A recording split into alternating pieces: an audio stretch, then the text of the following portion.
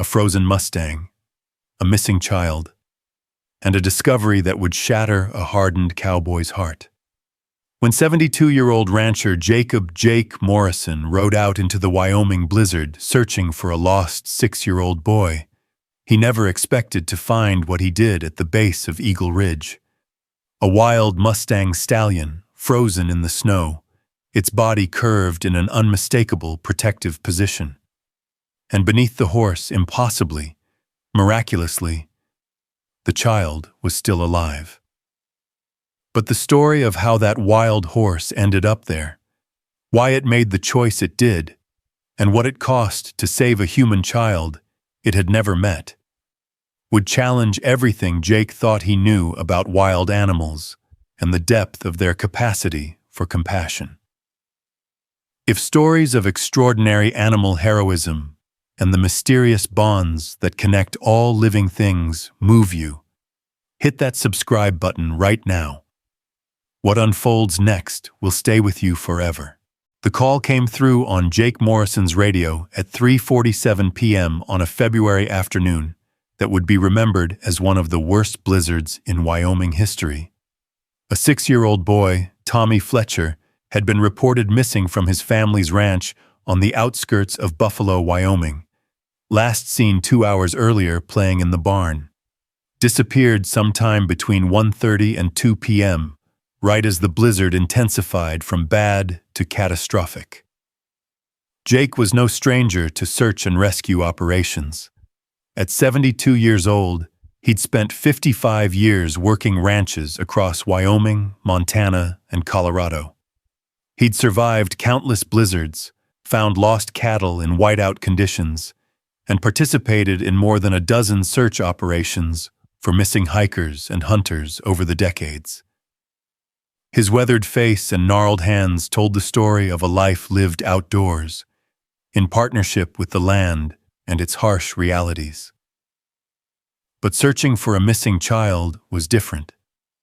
The stakes were different. The timeline was different. An adult could potentially survive a few hours in a blizzard if they found shelter and stayed calm. A 6-year-old child? In sub-zero temperatures with wind chills approaching -40 degrees? Jake knew the statistics, and they weren't good. Hypothermia could set in within 30 minutes. Unconsciousness could follow in an hour. After 2 hours in these conditions, they'd likely be searching for a body, not a survivor. Jake saddled his quarter horse, Dusty, a 20-year-old gelding who'd been his faithful companion through countless rides. Some of the other searchers were using snowmobiles and ATVs, but Jake trusted a horse's instincts in these conditions. Horses could sense things machines couldn't: wind direction, dangerous ice, changes in terrain hidden under snow. And Dusty knew this land almost as well as Jake did. The Fletcher Ranch bordered the open range where wild Mustang herds roamed freely. Jake had seen these horses countless times over the years. Magnificent, hardy creatures descended from Spanish horses brought to North America centuries ago. They'd learned to survive Wyoming's brutal winters through adaptation and instinct. The local herds usually moved to lower elevations during the worst storms, finding shelter in canyons and valleys where the wind was less fierce and vegetation was more accessible. But this storm had come up faster than forecasters predicted. The temperature had dropped 30 degrees in 2 hours. Visibility was near zero. Even experienced outdoorsmen were getting disoriented. Jake coordinated with the other search teams via radio. Tommy's father, Robert Fletcher, was out searching despite being barely coherent with panic and grief. The boy's mother, Sarah, had stayed at the house in case Tommy found his way back. Law enforcement had been notified. The county sheriff's department had deployed every available officer. A helicopter was grounded due to weather. This was old-school search and rescue, people on horses and foot, covering grid patterns, calling a child's name into a wind that swallowed their voices. Jake took the eastern quadrant, heading toward Eagle Ridge, a rocky outcropping about 2 miles from the Fletcher ranch house. It wasn't the most likely direction for a child to wander. It was uphill, difficult terrain, exposed to the worst of the wind. But Jake had learned over decades that lost people, especially children, often made counterintuitive choices. Fear and disorientation could send someone in any direction. As Dusty trudged through snow that reached his chest in places, Jake scanned the landscape constantly, looking for any anomaly, any shape or color that didn't belong. The world had been reduced to white and gray. Snow, sky, the vague outlines of rocks and trees, all blending into a monochromatic nightmare. Calling Tommy's name was almost useless in the howling wind, but Jake did it anyway, his voice hoarse from the cold and effort. He'd been searching for 45 minutes when Dusty suddenly stopped and refused to move forward. Jake knew his horse well enough to trust this reaction. Dusty's ears were pricked forward, his nostrils flaring despite the freezing air. The gelding sensed something ahead that Jake couldn't yet see or hear. "What is it, boy?" Jake murmured, leaning forward in the saddle and straining to see through the curtain of blowing snow. And then he saw it. A dark shape at the base of Eagle Ridge about 50 yards ahead. Too large to be the child alone. Not the right shape for a rock formation. As Jake urged Dusty closer, his heart began to pound with a mixture of hope and dread. The shape resolved into something Jake's mind struggled to process at first. It was a horse. A Mustang, from the look of it. A stallion, probably around 15 hands high, with a dark bay coat now covered in a thick layer of frost and ice. The horse was lying on its side in the snow, positioned against a large boulder that provided minimal shelter from the wind. And the horse wasn't moving. Jake dismounted from Dusty, his boots sinking into the deep snow. His first thought was that he'd found a wild Mustang that had died in the storm. Tragic, but not uncommon in blizzards this severe. But as he approached, something about the horse's position struck him as odd. The stallion was lying in a tight curve, its body bent almost into a C shape, its head and neck stretched forward, its legs drawn up. It was a protective position, the position a mother animal would take to shelter her young. Jake's breath caught in his throat as realization crashed over him. He broke into a struggling run through the snow, falling twice before reaching the frozen Mustang. And there, in the space created by the horse's curved body, sheltered against the boulder and protected from the direct fury of the blizzard, was Tommy Fletcher. The boy was unconscious, his small body completely still, his lips blue, his skin pale as the snow around him. But he was positioned in a way that told a story Jake could barely comprehend.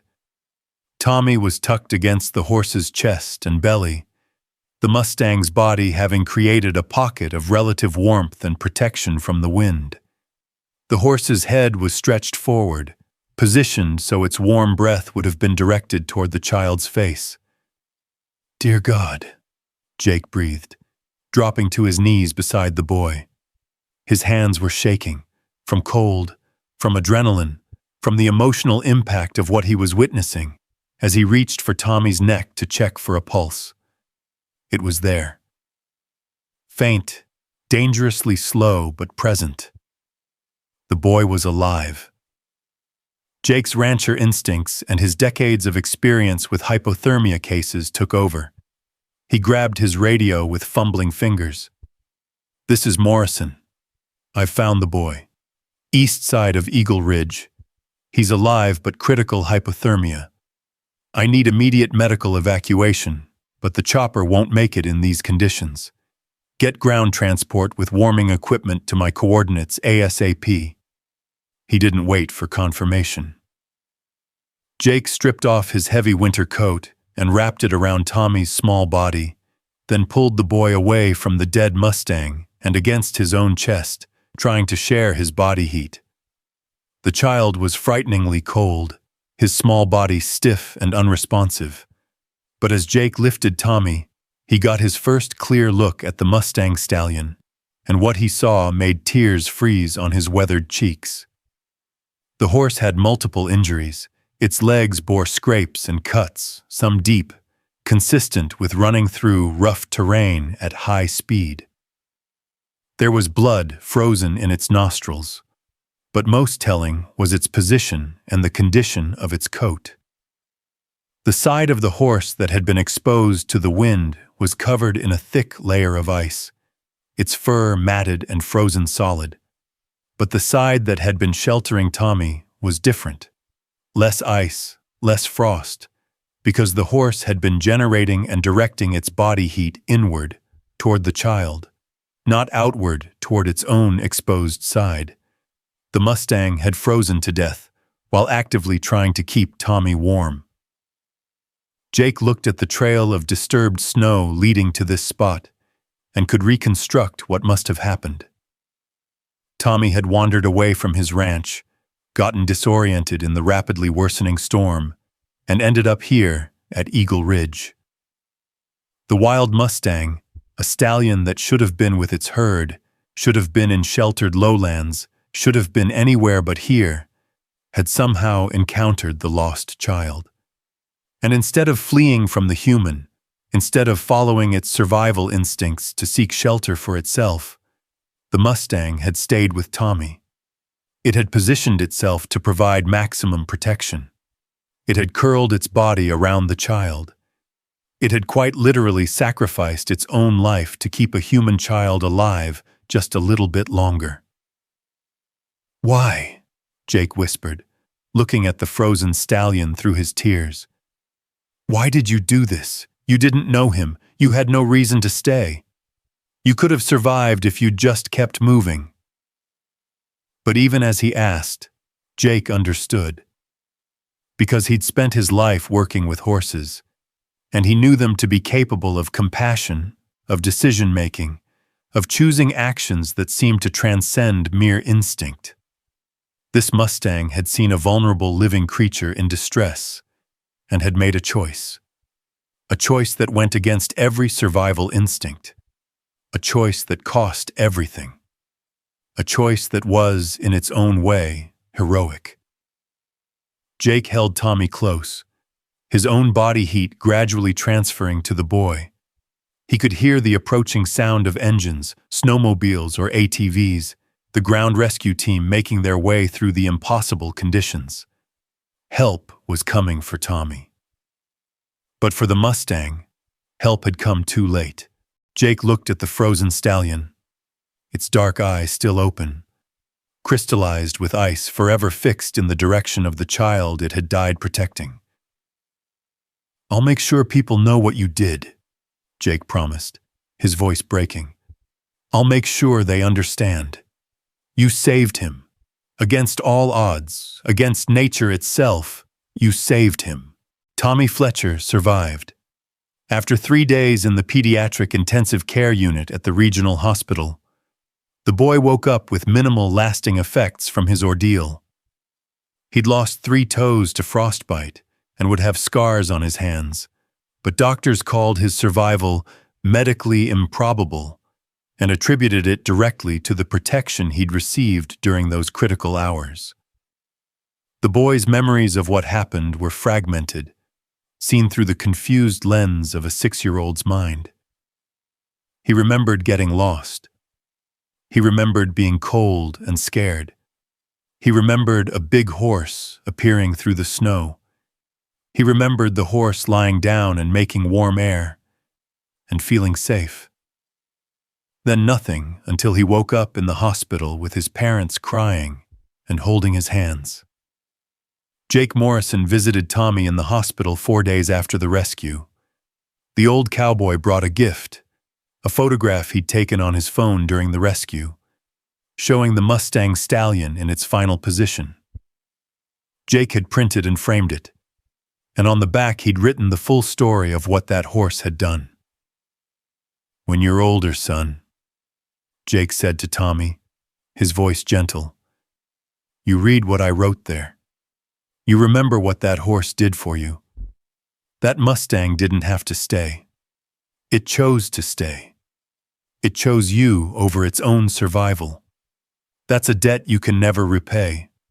But you can honor it by living a good life, by being kind to animals, by remembering that sometimes the bravest thing in the world is choosing to protect someone else, even when it costs you everything. Tommy's parents, Robert and Sarah Fletcher, could barely speak through their tears as Jake told them the full story. The local news picked up the story, and within days it had spread nationally. The tale of the wild Mustang that froze to death, protecting a lost child, captured people's imaginations and hearts in ways that pure survival stories rarely did. But there was a problem. Jake had reported the location of the Mustang's body to the Forest Service and Bureau of Land Management, expecting them to document the incident and remove the body. But when officials went to retrieve the stallion, they couldn't find it. The blizzard had continued for another day after Tommy's rescue, dumping an additional 2 feet of snow. The stallion's body was buried somewhere under the fresh snowfall, its exact location obscured. Jake returned to Eagle Ridge 3 times in the following weeks, each time searching for the stallion's body, wanting to give the heroic horse some form of proper acknowledgement. But the area was vast, the snow was deep, and without GPS coordinates more precise than base of Eagle Ridge, finding one frozen horse under feet of snow proved impossible. It bothered Jake more than he wanted to admit. The Mustang deserved better than to be lost and forgotten under the snow. It deserved recognition. It deserved to be remembered as more than just an anonymous wild horse. And then, 6 weeks after the rescue, something remarkable happened. Jake received a call from Dr. Michael Chen, a wildlife biologist with the Bureau of Land Management, who specialized in studying Wyoming's wild Mustang populations. Dr. Chen had heard about the rescue and had a theory he wanted to discuss with Jake. They met at a diner in Buffalo, and Dr. Chen spread out maps and documents across their table. "Mr. Morrison, I've been studying the wild horse herds in this region for 15 years. I track their movements, their breeding patterns, their behavior. And I think I know which stallion saved Tommy Fletcher." Jake leaned forward, his coffee forgotten. "How could you possibly know that?" Dr. Chen pulled out a photo, an image captured by one of the trail cameras the BLM used to monitor wildlife. The photo showed a magnificent bay Mustang stallion, powerful and alert, standing on a ridge backlit by sunrise. "This is Wind Dancer. That's what I've been calling him. He's the lead stallion of a herd that ranges primarily in the foothills about 15 miles west of Eagle Ridge. Wind Dancer is remarkable for several reasons. He's older than most lead stallions, probably 13 or 14 years old. Most stallions lose their herds to younger competitors by that age, but Wind Dancer has held his band together through intelligence rather than just aggression." "What makes you think this was the horse?" Jake asked, studying the photo. "2 things," Dr. Chen replied. "First, I've documented unusual behavior from Wind Dancer multiple times. 3 years ago, I watched him defend a newborn foal from his own herd against a mountain lion, taking injuries that should have driven him away, but standing his ground until the predator gave up. Last year, I documented him approaching a hiker who'd fallen and broken her leg, staying near her for over an hour until a search party arrived. Highly unusual behavior for a wild stallion. Wind Dancer has consistently shown a level of awareness and willingness to interact protectively with creatures outside his herd that I've never seen in another Mustang." "And the second thing?" Jake prompted. "The location and the timing," Dr. Chen said, pulling out a map with tracking data. "On the day of the blizzard, I had a tracker on one of Wind Dancer's mares. The herd was here," he pointed to a location on the map, "in the lowlands, exactly where they should be in a storm. But in the late morning, the stallion separated from the herd and traveled east, alone, into the storm, toward Eagle Ridge. Jake felt chills that had nothing to do with temperature. Why would he do that? That's the mystery, Dr. Chen admitted. Wild horses don't typically leave their herds during dangerous weather. They stay together for survival. But Wind Dancer left his mares and foals, his family, and traveled miles into worsening conditions, toward an area he had no practical reason to go to. Unless he sensed something, Jake said slowly. Unless somehow he knew there was a child in distress. Dr. Chen nodded. It sounds impossible. It sounds like anthropomorphizing. But the evidence is there. Wind Dancer left his herd, traveled toward Eagle Ridge, and never returned. And you found a bay stallion of the right age and size exactly where Wind Dancer's last known trajectory was heading. The revelation that the frozen stallion might be Wind Dancer, a known and documented Mustang with a history of unusual protective behavior, changed everything for Jake. This wasn't just an anonymous wild horse. This was an individual with a history, with documented acts of what could only be called compassion. Jake became obsessed with finding Wind Dancer's body, not for morbid reasons, but because the horse deserved recognition. It deserved a memorial. It deserved people to know its name and its story. As winter slowly released its grip and March brought slightly warmer temperatures, Jake organized a search party. He recruited Dr. Chen, several local ranchers, and members of the volunteer search and rescue team that had helped find Tommy. Armed with maps, GPS coordinates, metal detectors that might pick up the iron in the horse's shoes, even though wild Mustangs didn't wear shoes, they hoped to detect something. And a lot of determination, they returned to Eagle Ridge. The search took 3 full days. The area was larger and more complex than it had seemed during the blizzard. There were multiple boulders that could have provided shelter, multiple small depressions and overhangs where a horse might have positioned itself. The spring melt was underway, but there was still 3 to 4 feet of snow in many areas.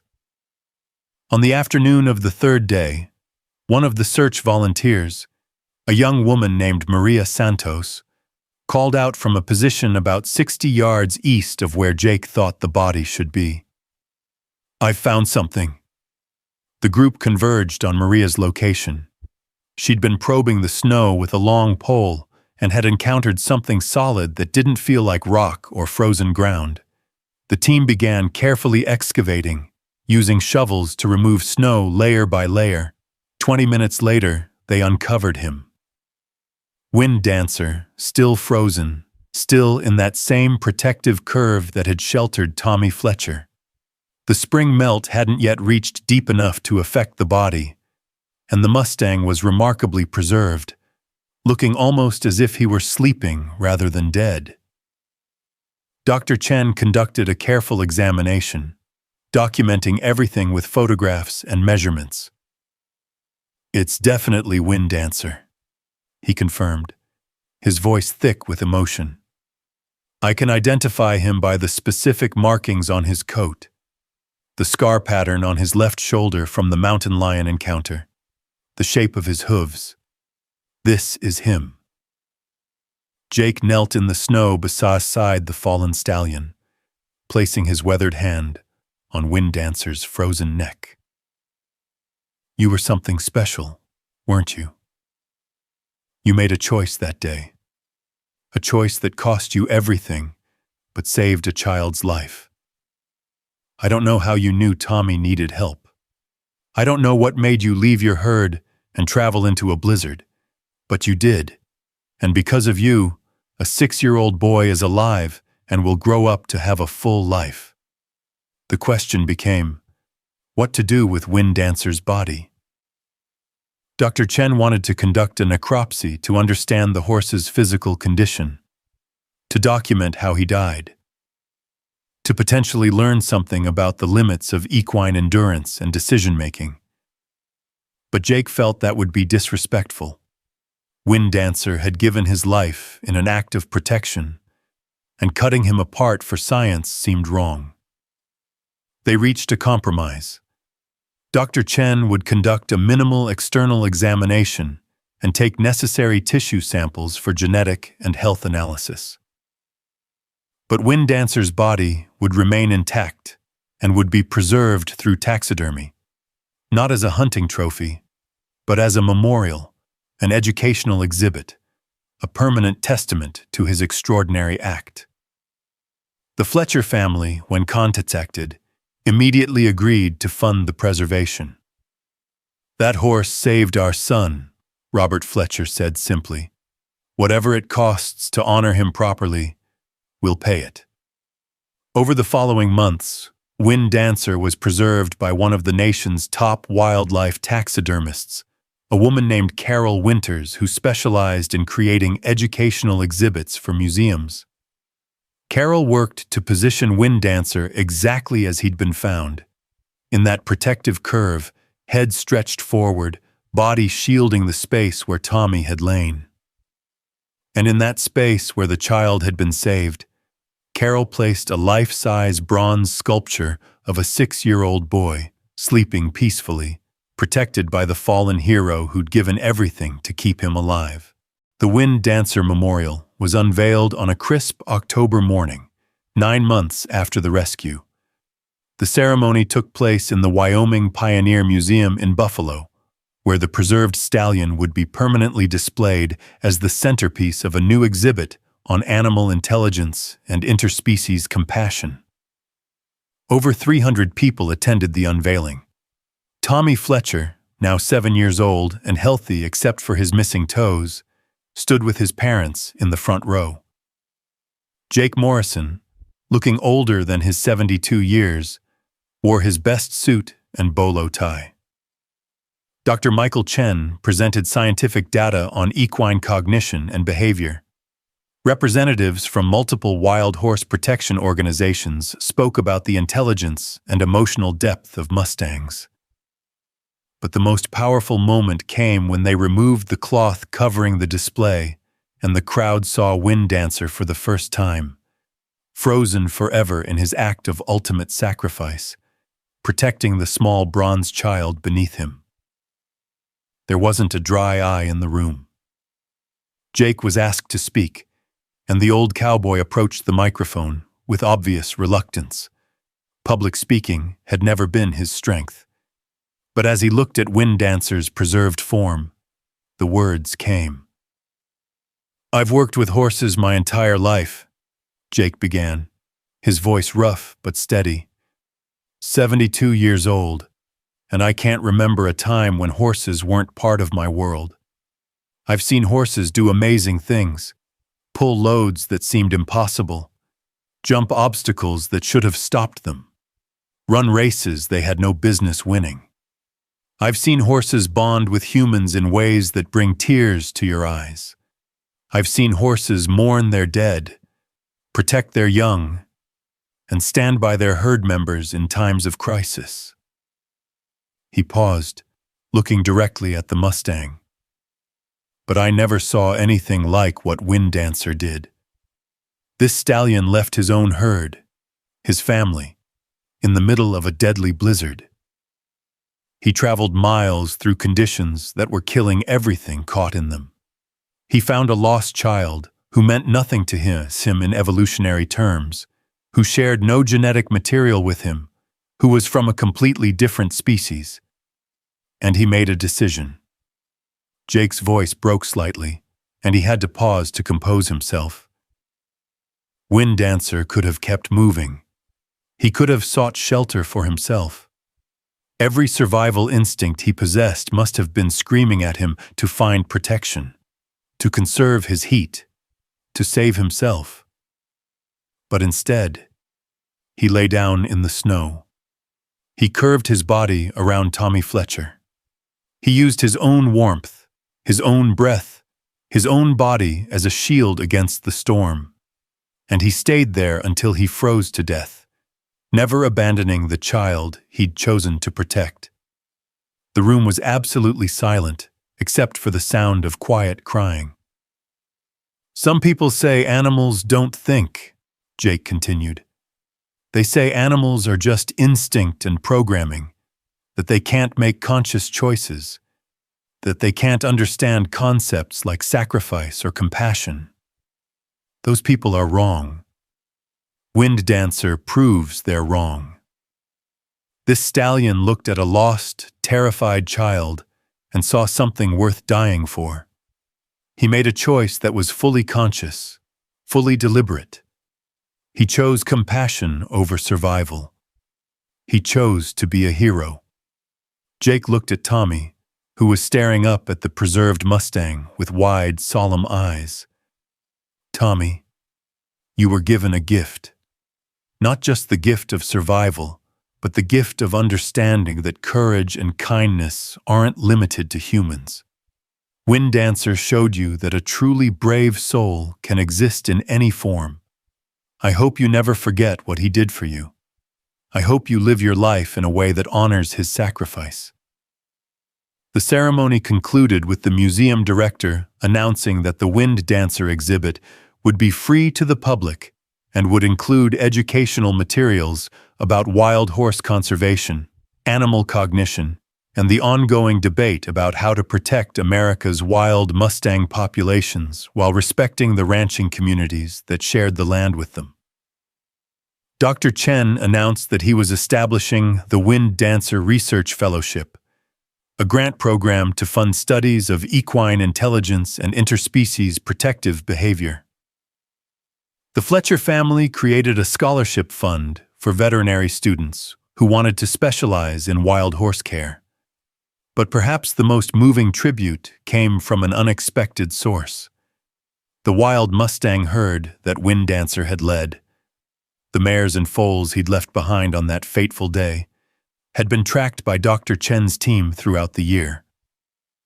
The herd had been taken over by a new, younger stallion and had continued their normal patterns of movement and breeding. However, in late September, something unusual happened.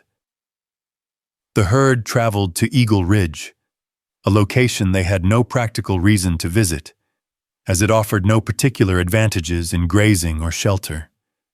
And they stayed there for 3 days, the mares grazing peacefully, while the young foals played in the meadow at the base of the ridge where Wind Dancer had died. Dr. Chen couldn't explain it scientifically.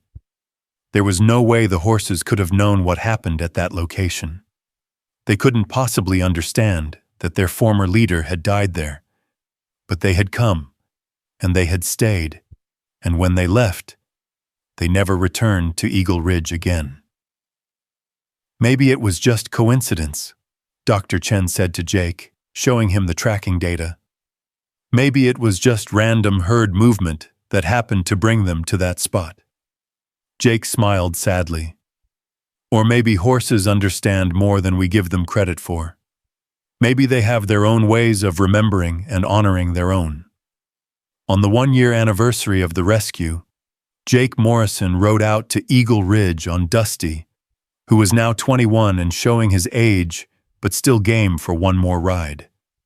Jake dismounted at the spot where he'd found Wind Dancer and Tommy, and he spent an hour there, just standing in the wind, remembering. He thought about the choice Wind Dancer had made, the choice that saved Tommy Fletcher's life but ended the stallion's own. He thought about courage and sacrifice and the mysterious ways that compassion could bridge the divide between species. He thought about how a wild horse had taught him, a man who'd worked with horses all his life, something new about the depths of what these magnificent creatures were capable of. "Thank you," Jake said quietly, to the wind and the mountain and the memory of a fallen hero. "Thank you for showing us what real courage looks like. Thank you for reminding us that heroes can have 4 legs instead of 2.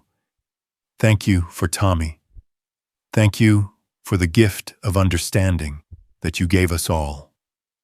As Jake rode back toward town, a small herd of Mustangs appeared on a distant ridge silhouetted against the setting sun. They watched him for a moment, wild and free, and then they turned and disappeared over the ridge, running with the wind. Jake smiled through his tears. Wind Dancer's herd was thriving. His legacy was living on in every foal born to the mares he'd once protected, in every new generation of Mustangs running free across the Wyoming wilderness. And in a museum in Buffalo, a preserved stallion stood eternal watch over a bronze child, forever frozen in an act of ultimate sacrifice, forever reminding anyone who saw him that the capacity for heroism and love exists in all living things, if we only have the wisdom to recognize it. Wind Dancer's memorial at the Wyoming Pioneer Museum has been visited by over 500,000 people since its installation. Tommy Fletcher, now a teenager, volunteers at wild horse sanctuaries every summer. Jake Morrison, who passed away peacefully at age 78, left his ranch to the Bureau of Land Management with the provision that it be used as a wild horse preserve. Dr. Michael Chen continues his research on equine intelligence, with Wind Dancer's sacrifice providing the cornerstone case for his work on animal cognition and interspecies compassion. If this extraordinary true story of sacrifice, courage, and the mysterious bonds that connect all living things moved you, please subscribe to our channel for more incredible animal stories that challenge how we understand the creatures we share this world with. Hit that like button, share this video to honor Wind Dancer's memory, and tell us in the comments, how has this story changed the way you think about animals? Thanks for watching, and remember, heroism isn't defined by species, size, or strength. It's defined by the willingness to choose compassion and protection over self-preservation, by the courage to stay when every instinct says to flee, by the capacity to love something outside yourself more than you love your own survival. Wind Dancer taught us that, and we should never forget.